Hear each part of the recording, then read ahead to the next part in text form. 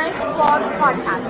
Shame on you! Shame on you! My name is Ella Indy, and I'm one half of the NWA Women's World Tag Team Champion. And I'm Kizzy Page, the other half of the NWA World Women's Tag Team Champion. And you better go listen to the Alliance Vlog, what is it called again? Podcast, period! Or you're ugly.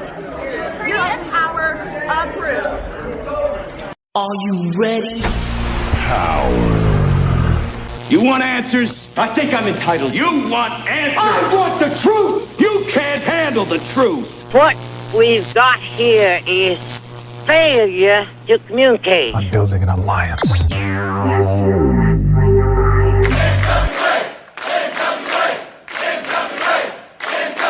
God bless the internet. Okay, let's party. It's showtime. It's time for the Alliance Guys podcast with your hosts Kevin Frazier, Jaden, DKM, and J. Cal. Oh, I've been doing this for a long time and I still haven't figured out how to be professional. Hey, welcome to the show, guys. It's J. Cal. It's Royce Isaacs. We're talking all things pro wrestling, but specifically we're going to be talking about Mr. Royce Isaacs' schedule that's coming up here real soon. But before we dive into that, man, first of all, how you been? It's been a minute since we spoke last. Yeah, man, it has. It has been a minute, man. But I'm chilling. Today's been wild. Lots of training. I went on, did some catch wrestling with some lads over from the UK at CSW MMA earlier, and Barnett set it all up or whatever. So then I took this little hellion out on a couple walks. So I'm tired, but I still got a lift to get in tonight, and I'm pushing through it. He's in the arms. Otherwise, he would go crazy. He hears me talking on the phone or anything like that, and he just starts barking like crazy. I got the Palm Father shirt on, so it's all very fitting. But yeah, man, I'm good. Long answer short, I'm good. He's a very cute sidekick you got going on there, so that's doing you good. Yeah, we're both ugly, so at least we got someone that looks kind of cute on the stream, you know? There you go. Well, and the casual viewers will now see this adorable dog and say, hey, I'm going to watch because of that. He's the draw, not me.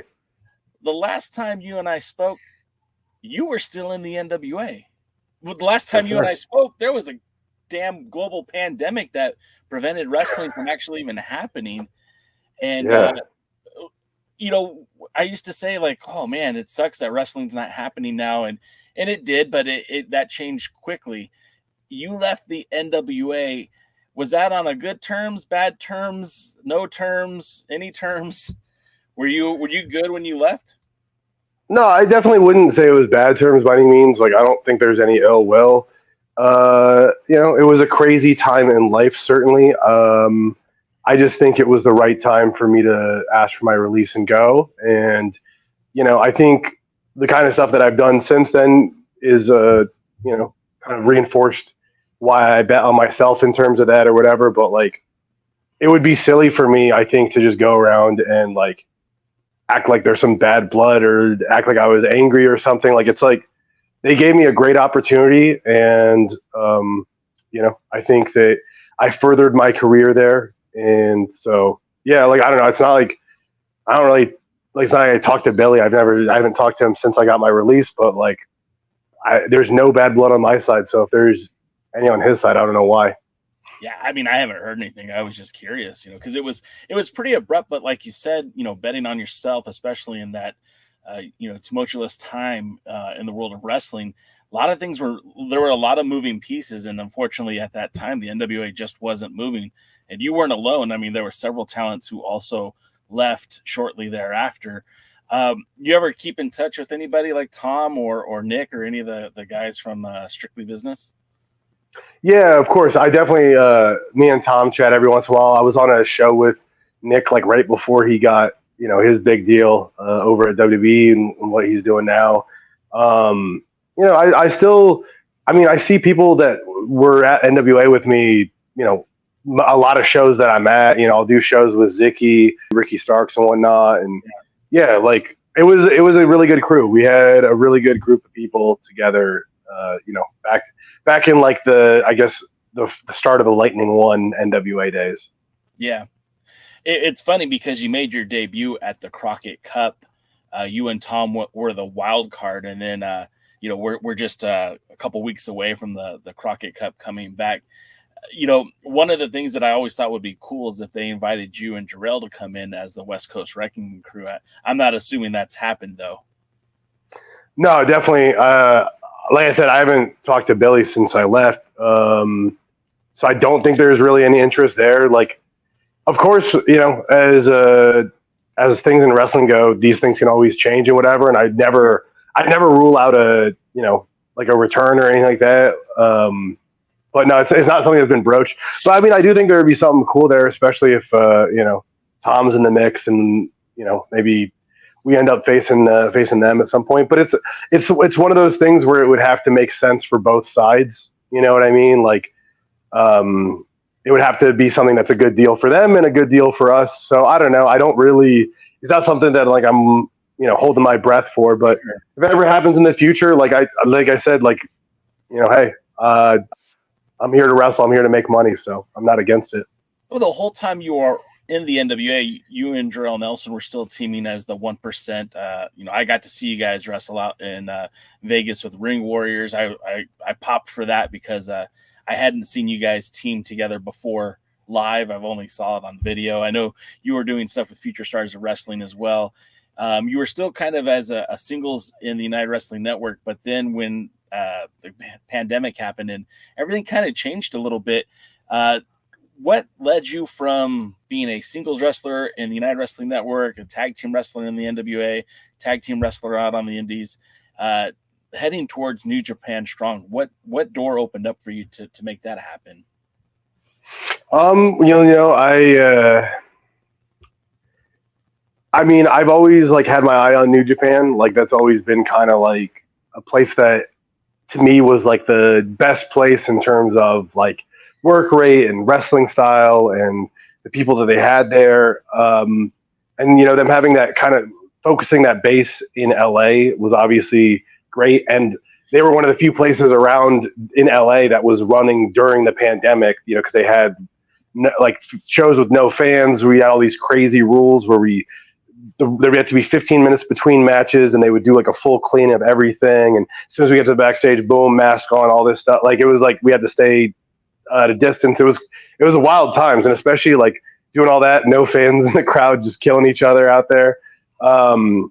But yeah, I had a match with Alex Coughlin at Bloodsport, and Rocky Romero was there. And after the match, Rocky was like, "Hey, we have these tapings coming up. I think it was like March 24 maybe of 2021. There's these tapings in a few months, and we'd like to have you and Jarrell on." And so from there it was on, and props to Coughlin because he just retired, and we trained together quite a bit. Me and Coughlin did.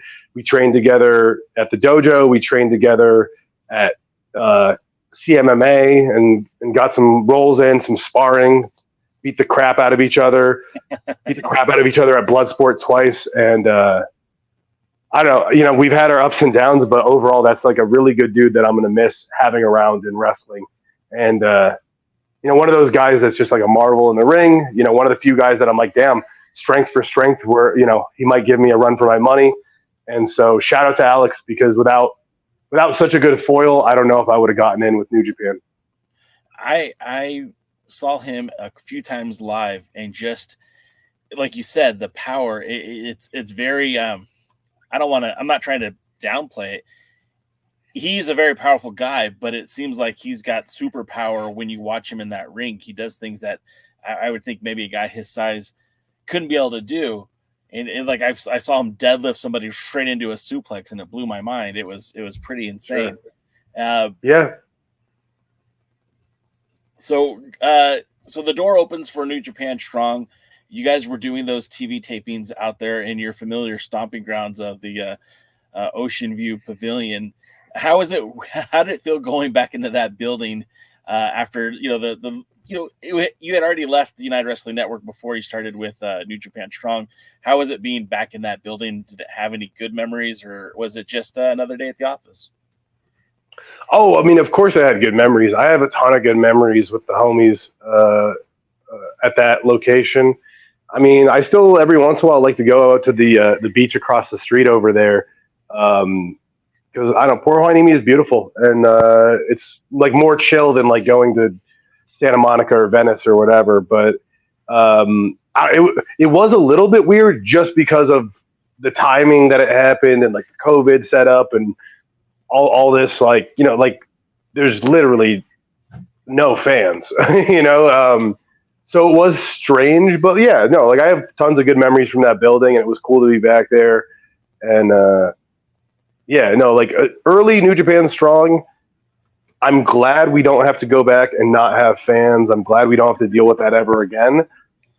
But there was something special about that time, and we had some really good cards and, you know, a really dedicated crew, and it was a really cool time despite all the kind of, you know, I guess strangeness of the situation, so to say. I was lucky enough when New Japan started running the arenas again. You guys came out to my neck of the woods out in the Inland Empire, out in Riverside at the Municipal Auditorium, and that was a pretty dope show against you know, seeing Team Filthy live, seeing you guys there in person live, seeing the mix of talent. You know, a lot of people were under the impression that New Japan Strong would only be like the American wrestlers, but there was a lot of talent direct from Japan on those cards that still appear on those cards that are going to be on those cards this Saturday too at the Ontario Toyota Arena that you're going to be making your debut there too, right? I wrestled there actually for Ring of Honor last November. Me and Jarrell versus Workhorsemen, Iron Demons, and the Infantry. All right, well, now I look like a dumbass. Okay, but still, no, you're fine. You're pretty cool. Pretty cool returning to such a big venue. I mean, I know, like, look, there's not a whole lot that tops being at the, you know, the G1, the tag team climax, in wrestling in Japan. But I mean, it's gonna be kind of cool to be in these bigger venues. I know you've done some of the bigger venues with AEW and some of those shows too, but it's kind of cool to be like again in SoCal, a place where a lot of your growth and development happened, to be in these kind of larger venues. It's, you know, it's interesting because as somebody who as active as you are, and I have a whole bunch of questions to ask about some of the shows that are coming up, but you wrestle from everywhere from these larger arenas to much smaller venues and everywhere in between. How is the dichotomy of going from that large audience to a smaller audience, and does it impact the way that you work? I mean, it certainly is interesting and different when you go from, you know, an arena and you have, I don't know, 5,000 or 10,000 people in there, and then you're working in front of 250 or something on some random indie. It is different, but like, I've had times where I've been in a big arena and there's just like, for whatever reason, not that much energy. And I've had times where I've literally had times where I've been in front of 40 people and they are rocking and rolling all night, and the energy is electric. You have a great night at merch and everyone's coming out. Like, it just because of the size doesn't necessarily always determine how the feel is going to be for a show, but it certainly does help. It certainly does help when you have 10,000 people and they're losing their minds.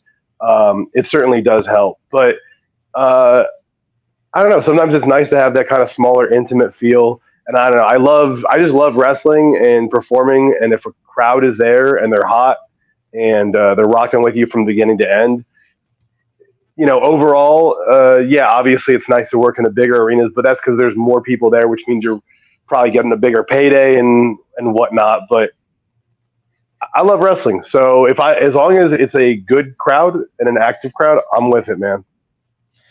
So let's look a little bit more with New Japan, because obviously that's kind of been your bread and butter for the last couple of years. You had mentioned that the door had opened up when you were working with, you said it was with Josh Barnett and Alex Coughlin doing the Bloodsport. That opened up the door. Rocky Romero was able to give you that opportunity to come in. But what about how you ended up in Team Filthy? How did that come into play? Because that was such a dominant storyline for New Japan Strong in the first couple of seasons, and the team dynamic was so perfect. I mean, you guys really gelled well together. Tell me about how that came into fruition. You know, I think that was just kind of you know, Filthy Tom was in the back watching me and Jarrell versus Kratos in Limelight, and I think he just, for whatever reason, saw something in us and thought we were kind of Team Filthy material. And, you know, I obviously have my issues with Filthy Tom these days, but definitely back then, I think he would kind of hit the nail on the head, because no disrespect to any of the other members of Team Filthy, and if you have the time and people really want to, if you look at the Team Filthy Wikipedia page, there's probably like 100 different members that have been in and out of the group at one point or another. Even I think there's one guy that's been in it twice, and all this other like random stuff where you're like, this guy was in it for like 3 days and then got kicked out or whatever. But I will say, like, and I say this not to demean anyone else on the team, but to kind of, I guess, pat ourselves on the back.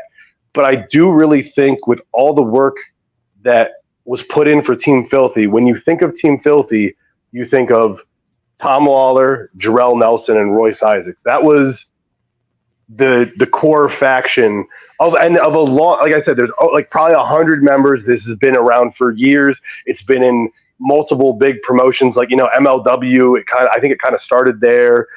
It's been all over the indies. But when you think of Team Filthy, you think of us three. And I think that's a testament to how well we worked together, some of the stuff that we did, some of the, you know, big 6-man bookings that we had together. And, you know, while things look a little bit sour now, looking back at it because of how things are with Tom right now, I do take a lot of pride in that. And that does, I don't know, it makes me happy. You know what I mean? Like, it's kind of cool that that's Team Filthy when people think of Team Filthy in their minds. Well, I mean, it was that group that really carried the initial New Japan Strong like TV series. You know, that rivalry. You know, Tom Lawler was doing everything he could to hold on to the title. You guys had his back, and the group was obviously growing. What's kind of funny to me is Kratos, who was a member for a short time, also ended up becoming an NWA World Tag Team Champion. So whenever I saw you guys together, I'm like, well, there you go. We got the NWA World Tag Team Champions right there. Yeah.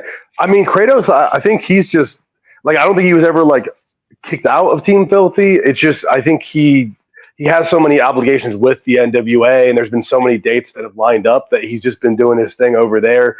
I don't even really know what the status of Team Filthy as a whole is. I know, obviously, Jarrell and I, it's, you know, we're out, but I haven't seen any Team Filthy activity. I don't know if it's just, like, I'll put it this way. The fact that I don't even know if Team Filthy exists anymore because Jarrell and I left, that tells you how big of a part of Team Filthy we were. That tells you how galvanized we were with Team Filthy. And I have some more questions about that, but I do want to get to the chat real quick. Matthew Underwood says he's missed most of the chat, but man, the NWA misses you. Also, that FTR versus the Wrecking. Let me try that again. Anyways, you guys as a tag team versus FTR was a fire match. Sorry, my whole monitor went out for a second. I thought you're good. That down. You're good. And there was like way too many like FTR, Dub C. I get it. It was hey, yeah, man. I appreciate the kind words. And I really enjoyed that match, other than getting punched in the face a lot. But I would love to run it back. Like, I would like a long form. Like, I think there's a lot of matches that, you know, it's like, I get it was Dark Elevation, or I think it was Dark Elevation. Maybe it was either Dark or Dark Elevation. And so they're all kind of quicker paced matches.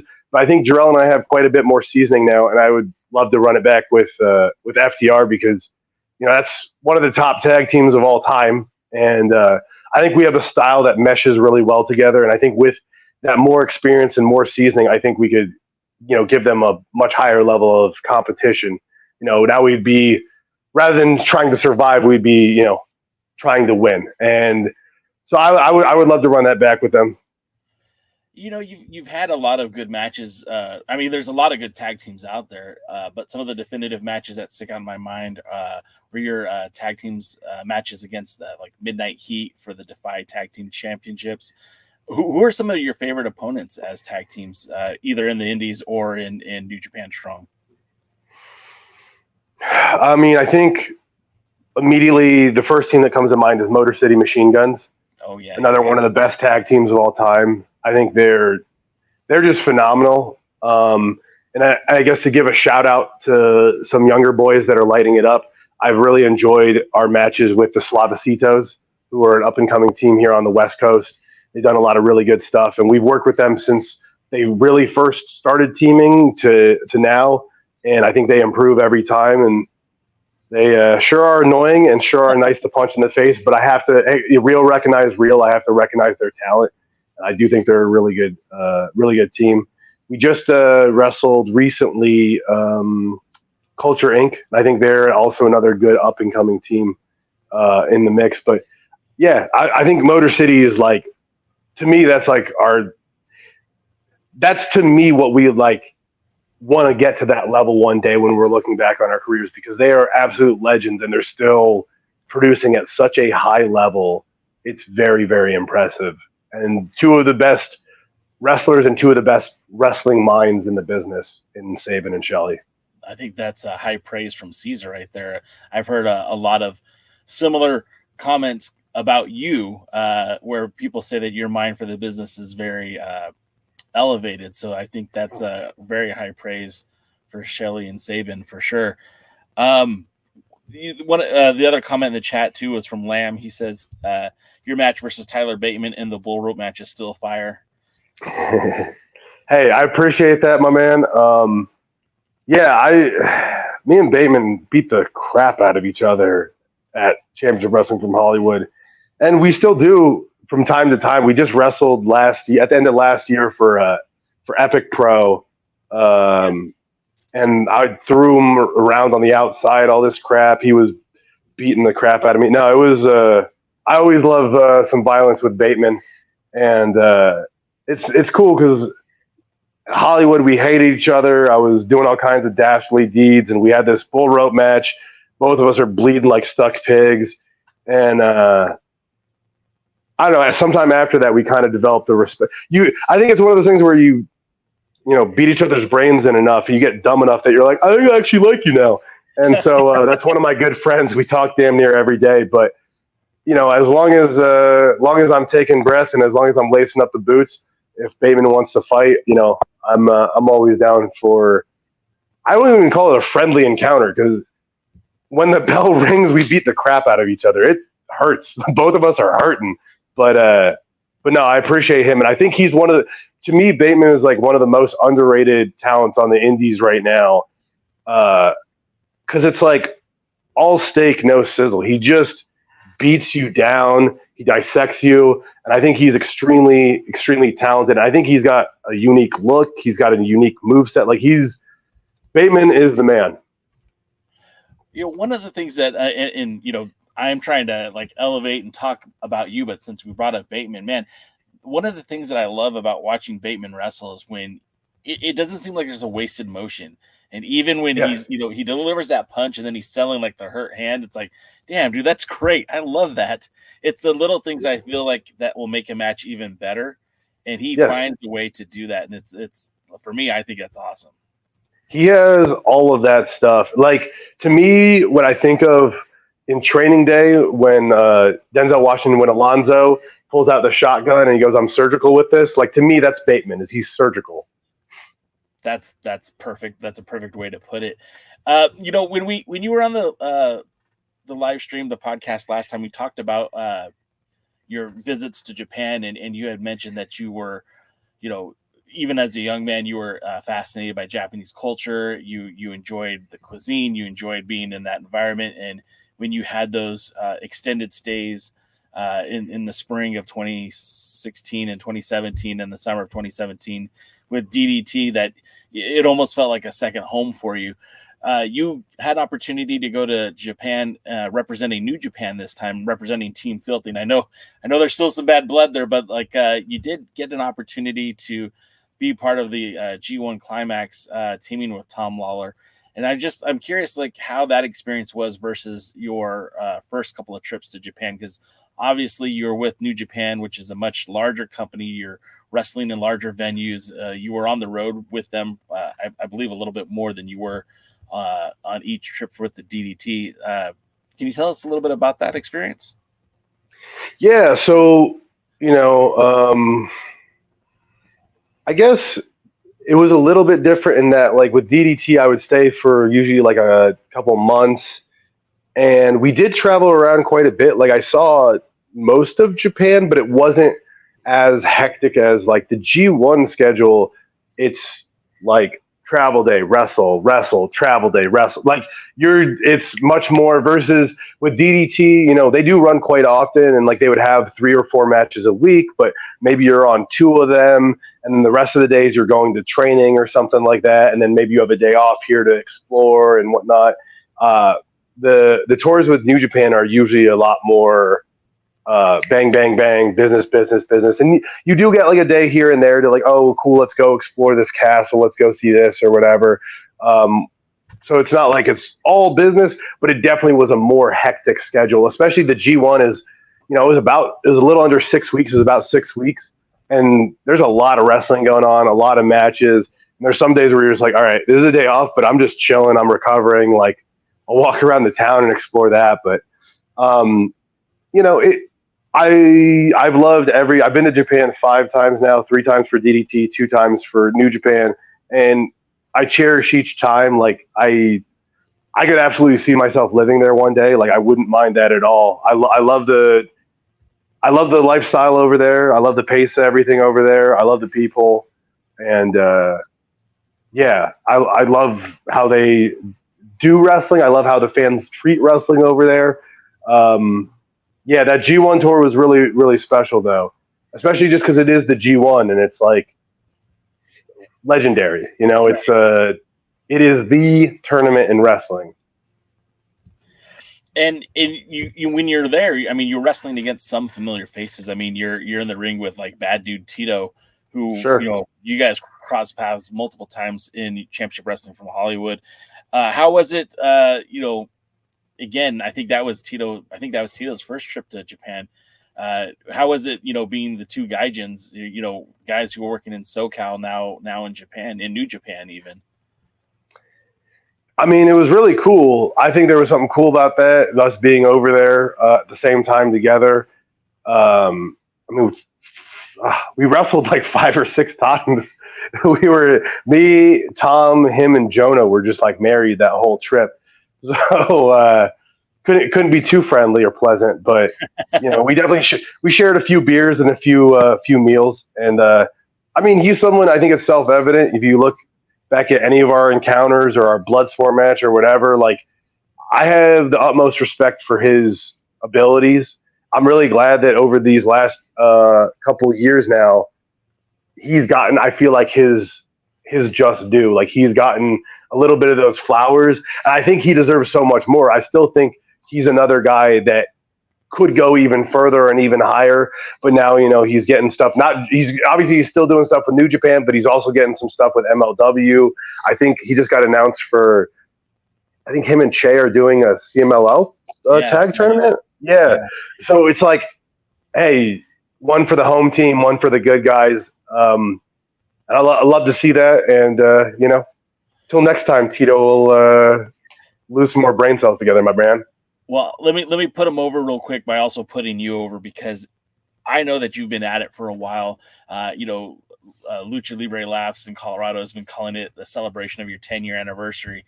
But, you know, in such a short amount of time, you became a pretty big deal in the sport of professional wrestling. And I kind of liken it to like you're putting in the hard work and no one sees it. So when you become an overnight sensation, it's like, well, it didn't happen overnight, but it kind of feels that way just because a lot of the opportunities start coming to you, like AEW, of course, New Japan Strong, and of course having these opportunities at the G1 and all that. And the same thing with Tito. It's like I've known of Tito for probably close to 20 years now, and okay, maybe not 20, maybe like 16 or 15, something like that. Anyways, I've seen him for a long time. And I see that guy who transformed his body. He transformed his wrestling. He went from, you know, he was always an athletic guy, but like he's a powerhouse now. And you see that hard work that he put in. For me, I've been watching it for the last 16 years, but other people are like, oh, who's this guy just showing up? He looks great. And that's, I kind of say the same thing about you, although like you've ever since I've seen you, you've kind of already had that look. You've kind of already had that prowess in the ring.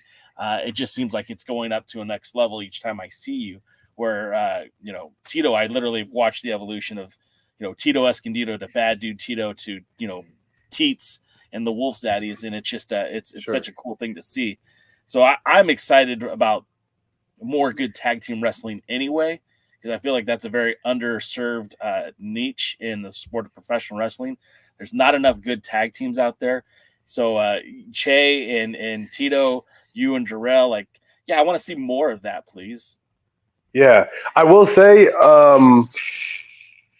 okay, so we are in some senses hurting for more tag teams because not enough places put an emphasis on tag team wrestling. They're not willing to, it's like, oh, well, we could get this name, or, oh, we have to fly in 2 people for a tag team.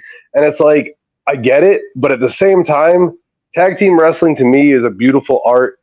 And I think it's important, and I think it's something that needs more emphasis, because on one hand, you go, there's not as many good tag teams around, which is partially true because it's been de-emphasized by, it makes it more hard to coordinate. And if you're like, well, I can either get a booking by myself or I might not get booked as a team, of course, most people are going to take the singles bookings. However, if you look at a promotion like Deadlock, you see what they're doing. They have a tag team roster that could compete with pretty much any of the TV companies. And it's like, well, they have to spend money. They have to put time and effort into it, but their fans appreciate them for it. And they're doing, I think in July, maybe I shouldn't drop too many things, but they're doing a tag team event. Yeah, let me get myself unbooked. There's a big tag team celebration event coming up for sure. It's like you have to put in the time and the effort, and fans will respond to it. There's absolutely a market for tag team wrestling. Just I think a lot of promoters to see, there's 2 flights, and I'm gonna have my main storyline is with the heavyweight guy and this, that, whatever. Do stories with tag teams. It pays off. People care about that. People appreciate that. People love tag team wrestling. It's wild to me because we've had over the few years, we've had a lot of different hosts and people on our podcast, our live streams. And anytime it's a fan, we start talking about wrestling, everyone says, I love tag team wrestling. There's just not enough good tag team wrestling, shows anymore. And, and that's even like when you were in the NWA, they put you and Thom together, which was a makeshift tag team, and it worked, right? I enjoyed it, and I know a lot of other people enjoyed it as well. But there was a very limited amount of tag teams that they put you in the ring with. I mean, sure, they were struggling to find, decent tag teams in the division, and something they still have a problem with, even though they've the NWA has put a more concerted effort to have tag teams. They're doing a Crockett Cup, a tournament of tag team wrestling, and I can maybe name 5 tag teams in the NWA right now. And it's like there's a whole bunch more out there, and it's a shame that those opportunities aren't opening up for guys like you. Not that you need that NWA booking, but it'd be cool for NWA fans. Like, hey, even in the chat, Matthew Underwood says West Coast Wrecking Crew for the Crockett Cup, and also like for me, I'd love to see the Wolf Zaddies there. I'd love to see TMDK there. But a lot of great tag teams that just aren't available, I guess, for the NWA, as it were. But I mean, I'll put it this way. It would the problem is it would probably take a lot of effort on their part, and it may not be a thing that's beneficial. So let's say the West Coast Wrecking Crew enters the Crockett Cup and wins the Crockett Cup. That's great for us. Right. Where does that leave the NWA? That leaves the NWA then having to either continue to use us, and it costs money. And if we have a New Japan booking, then, oh, wow, now you can't use the team that just won the cup or whatever.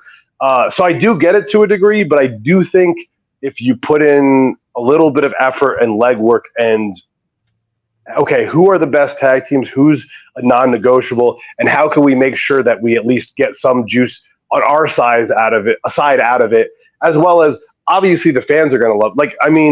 You've seen it from your chat. I still get tweets to this day, a couple times a week usually about, hey, we need to see WCWC in the NWA. Hey, we want to see him in the Crockett Cup, whatever. it's not an uncommon thing. So I do think the fans would appreciate it. It would take effort on the NWA side, and they would have to probably in some way insulate themselves in terms of making sure, hey, we need to get you for a couple more dates or this, that, whatever. I guess something like that. But I think it is to me, it would pay off immensely for them to do, I guess, a little bit of research of who's good unsigned teams and make it a point to get them for a couple dates, not just the Crockett Cup. But it can be done. Like it's humanly possible. But you would have to put in some work for that. Yeah, I mean, booking 101, you got to plant the seeds. You got to tell the story, right? Like people, I would hate for them to just bring you in just to have you come in to do the tournament and then not do anything with you afterwards. And that's true of any tag team. Like it's in Dallas this year, the Crockett Cup. People are hoping that the Von Erich brothers are going to be there, and it's like, okay, cool, but like, what's the plan afterwards?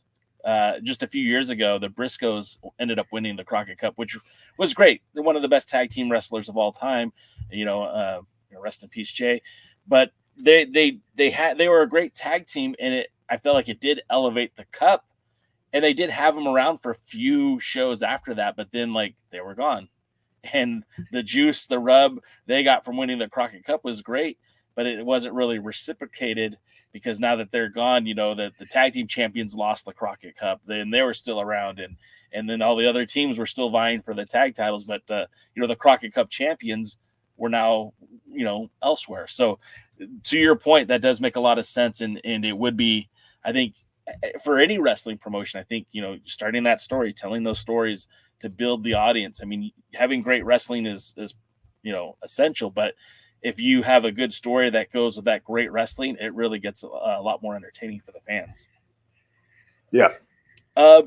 So you have a lot of shows that are coming up, and I think that's great first and foremost because you got to get booked. But I was pleasantly surprised to see everywhere that you're popping off on. Now, for those people who don't know, I mean, in your SoCal days when you were out here more regularly. You were competing for the Crash as well as Championship Wrestling from Hollywood and all that stuff. Most recently, you were in Japan just a year ago or 2 years ago, and then a year ago, yeah. You were just in Canada just a couple months ago. Yep.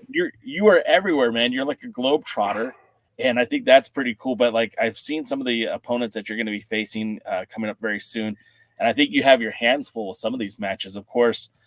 This weekend, you and Jarrell will be taking on Tom Lawler and Fred Rosser. Those guys used to be enemies. Now they're teaming up against you. And it's basically, I know there's some bad blood there between you and Tom, but let's talk about this matchup for you because obviously Fred Rosser is a established veteran, a former WWE guy, and he holds gold in Japan. In fact, I think he's the one that beat Tom Lawler for that title. Now they're tag teaming and they're facing you guys.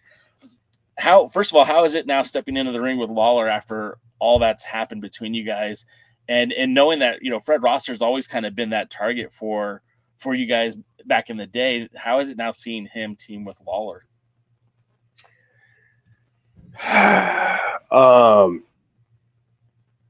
It's really weird that he, for whatever reason, it's like we spent 3 years. We cut this guy's hair twice.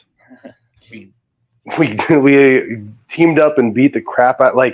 I don't know even how many times I've been putting boots to Fred Rosser with Tom.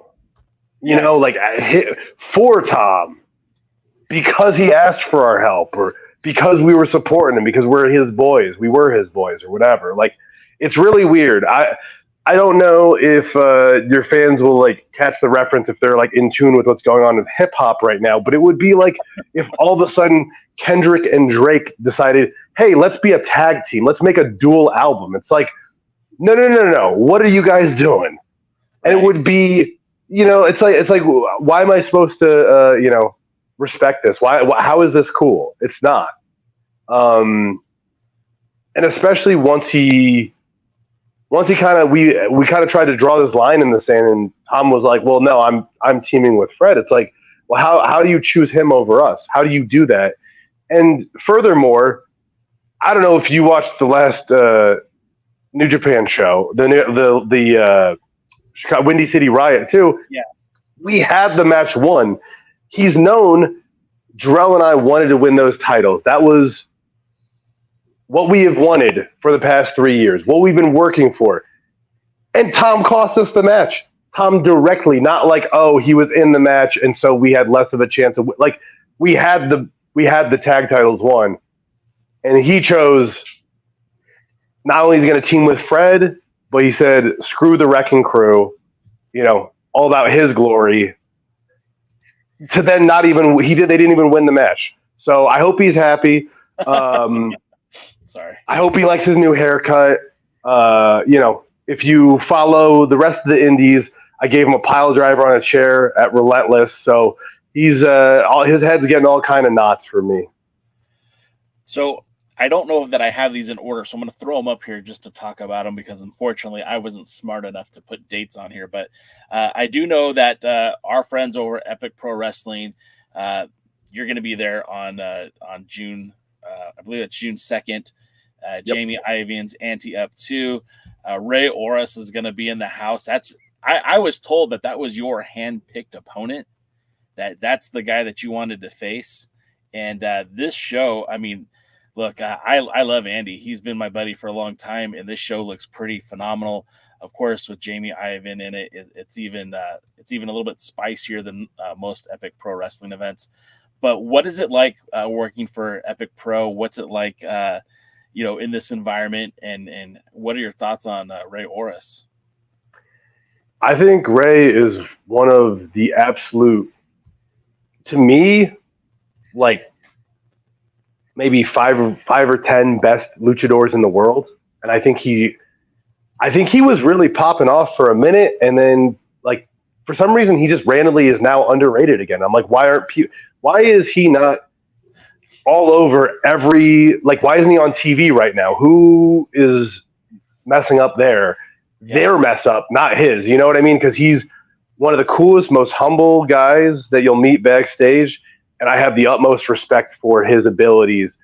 So I'm very excited. I've never wrestled him before, but that was a guy that immediately came to mind. And I love what a different kind of style clash it is between me and him. Whenever I see the luchador versus a more technical style of wrestling, it always reminds me, of course, of the classics between Dean Malenko and either Eddie Guerrero or Rey Mysterio. Both of those matches, those series of matches, if you ever go back and watch them, are just like chef's kiss. It's just, to me, it's like the epitome of what pro wrestling should look like, the blend of styles, the different maneuvers that you'll see. And Ray Oris is he's very competitive. I get to watch him. I go down to TJ all the time now. I used to be like hollowed grounds. I was so like, well, I don't know if I want to go down to Mexico to watch wrestling, but holy shit, that auditorium in Tijuana is amazing. And seeing Ray Oris there and how the fans react to them there, I hope the fans in SoCal reciprocate that love for him because he's such a great talent. I have high hopes for this match, and that's on a very stacked card. That Ante Up 2, I think that's going to be a very a good night for wrestling. If you can't watch it live, of course, it's also going to be available on Triller with the Triller subscription. So I definitely am telling everyone out there that if you're not going to be in LA to see it at the Don Quixote, then get your ass on Triller and watch it because it's. I've only been to one live Epic Pro show.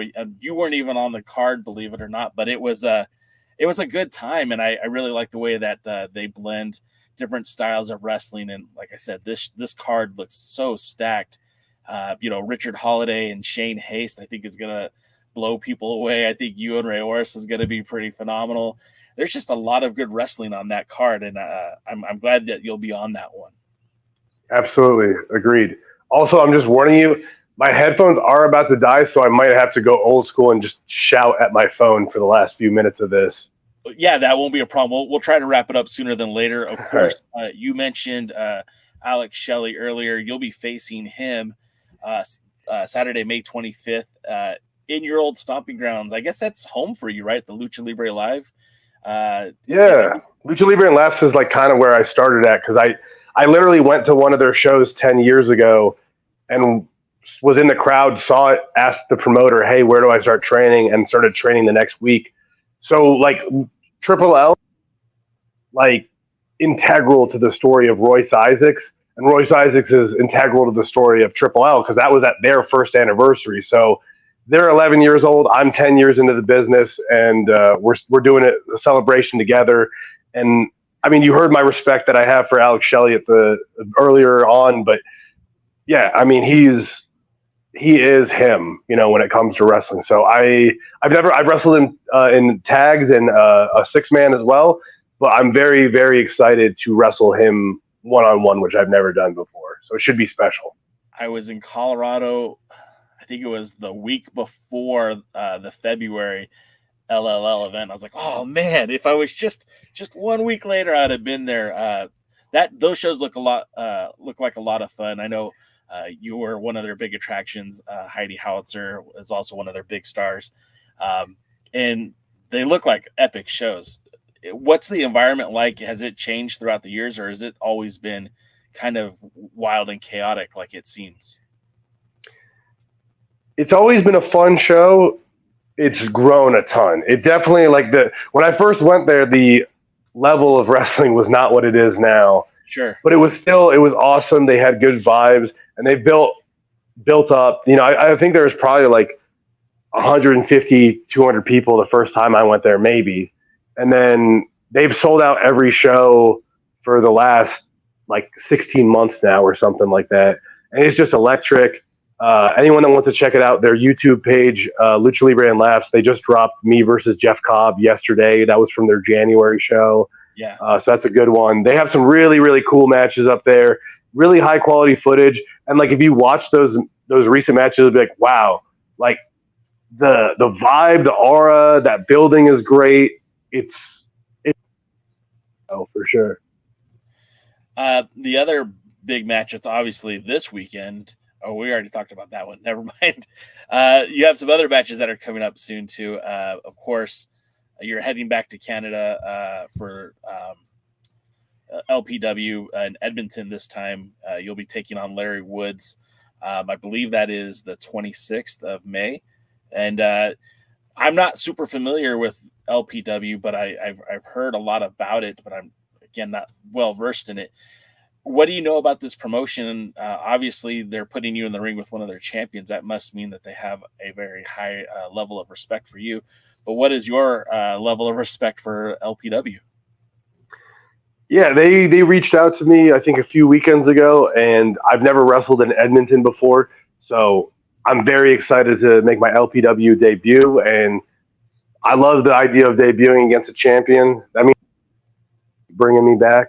So that's the plan. Leave there with some hardware, leave a little extra room in the gear bag so I can take that championship belt home with me. And I love wrestling in Canada. I've been up there quite a few times to work. I'll actually be there this Friday for NEW as well in Vancouver. So I'm spending quite a bit of time up north. And other than it being a little bit chilly, so I have to make sure I remember to bring my beanie and whatnot, I love it up there. The people in Canada have been really good to me, and they got some cool sites and cool cities and stuff like that. So I'm enjoying it. Is that what you do on your off days? Is just kind of check out the city and kind of explore? Yeah, sure. Or if I can, or I think I'm getting to Vancouver on Friday, like before 10 or 11 o'clock. So I'll have plenty of time. I think call time's not till like 4 or 5 p.m. So I'll get a bite to eat somewhere, walk around a little bit. Really nice. So I'm looking forward to it. I'm excited to see what Edmonton's like for sure too. I've never been there before.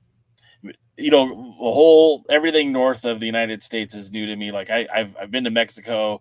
I've traveled to China for wrestling. I've been to a lot of different places, but I've never been north of the border. This is a matchup that's exciting to me for a couple of reasons. One, you against Brian Keith at West Coast Pro Wrestling at the Irvine Improv. I think that's going to be a very exciting match. It's kind of like a return for you for the United Wrestling Network in a sense. because I know that you've done a lot of work with West Coast Pro Wrestling, both you and Jarrell, but this will be you back in Irvine, where you've competed in the past for United Wrestling Network. Do you feel like this is a homecoming, or do you feel like this is just another day at the office? I don't know. I haven't really. I got booked through. There's my. Can you still hear me? Yeah, you're good. All right, cool. So I haven't talked to anyone from UWN, but like it's cool to come back. I'm excited for Brian Keith is a phenomenal wrestler. We've locked it up one other time, actually at Lucha Libre Laughs. It's on YouTube if anyone wants to check that out. But I have the utmost respect for his abilities. I think he's one of the best wrestlers in the world, and I think a lot of people who watch the Indies have known that for a bit. But I think that now that he's on AEW, a lot of people are starting to kind of realize that, I think, worldwide. So I love competition. I love high levels of competition. I love wrestling people that are on that level. And I'm excited to wrestle BK for a second time. And yeah, it'll definitely be cool to, come back and do another UWN show. I mean, look, there's still some of us that remember, right? Like Pepperidge Farms remembers. We're going to see you in Irvine, and I think that's going to be pretty cool. And one of the other things that I wanted to say before we wrap the show up is, again, when you talk about what it means to be a pro wrestler, and a pro wrestler who I feel strongly represents Southern California, you kind of put your work in here. You worked all the indies out here when you were still kind of coming up, and you did get some success. You have success with New Japan, and you're working all over the United States. You're going to Japan for them. I think it's really cool that you're still doing some of the indies out here. You're still doing some of the bigger events too, but it's cool to see you return to SoCal in that capacity as, somebody that doesn't necessarily have to take those kind of bookings. I mean, but you said earlier in the show that you love wrestling and you love to work. So I guess that's definitely true by your actions. Yeah, man. I love wrestling. Wrestling's the only job I've ever enjoyed, I think. And yeah, as long as I can connect with the fans and make some good graps out there and pay some bills with it, I love it. I'm happy for it. And every day that I get to wrestle and not be in an office is a blessed day. The worst day wrestling is better than the best day doing an office job. That's 100% fair. You can follow Royce Isaacs on twitter.com, or I guess it's X now, Instagram.com, both at Royce Isaacs, or on Facebook, your Facebook fan page, Royce Isaacs 111. Any particular reason for the 111? It was some stupid indie thing back in Colorado where I first started. A bunch of us called ourselves 111 or something like that. So it's on my email and on my fan page and all this stuff. But now I'm I don't even know why. It is what it is. That's cool. That's fair. And then also you have a pro wrestling tee store. Again, Royce Isaacs there. Make sure if, support the athletes, buy the shirts, buy the merch, and help support them, because again, if you enjoy watching wrestling, this is how they take care of themselves. The t-shirts, the merchandise, and the live events. Make sure you go out there and support them. Is there anything else that you would like to plug before I let you go for today, or is there anything that's coming up that I missed? No, I think you got definitely all the big stuff that I got coming up. And I don't know if anyone wants to check it out. I got a YouTube channel. I want to say it's Royce Isaacs 111 at Gmail or something. I don't know. But if you look up Royce Isaacs versus, a bunch of my stuff will pop up. I'm always trying to get more matches uploaded on there and stuff like that. And the pro wrestling tees, all that stuff, any support, I appreciate it all. If you come see me live and in person, or watch any of the, New Japan on iPay-per-view this weekend or whatever, or if you just literally listen to 55 minutes of me talking and being dumb, I appreciate you. And Gimlet appreciates you. Gimlet? Gimlet, yeah, his name's Gimlet. That's a great name, Gimlet. I love it. I'll see you Saturday night. I'll be up in the nosebleeds, but I'll wave at you. Just give me that nod that I know you saw me. I appreciate it. Sounds good, man. All right, brother. You have a good one, and thanks so much for being a part of it. Have a good night. I appreciate you, man. Thanks for having me on. Yeah, absolutely. Thank you. That was Royce Isaacs, everybody. Great dude. Love having him on. It's been a while. He came on right before the pandemic. we talked some wrestling then, and yeah, man, good dude, and happy to see his success. I'll be watching him this Saturday night in Ontario, and I'm hoping for him to give an ass whooping to Tom Lawler and Fred Rosser. That's going to do it, guys. I hope you enjoyed this special edition of the Alliance Blog Podcast. We'll see you tomorrow night with the Alliance guys. And until next time, you know what I always say, we'll see you at the matches. Thanks for joining the stream. This has been a presentation of Alliance-Wrestling.com. We genuinely appreciate your support. Would you consider subscribing so you'll never miss a future episode? I'd also like to remind you we do a live stream every Tuesday at 5 p.m. before NWA Power. You can find us on social media at the Alliance Blog. And until next time, we are the Alliance.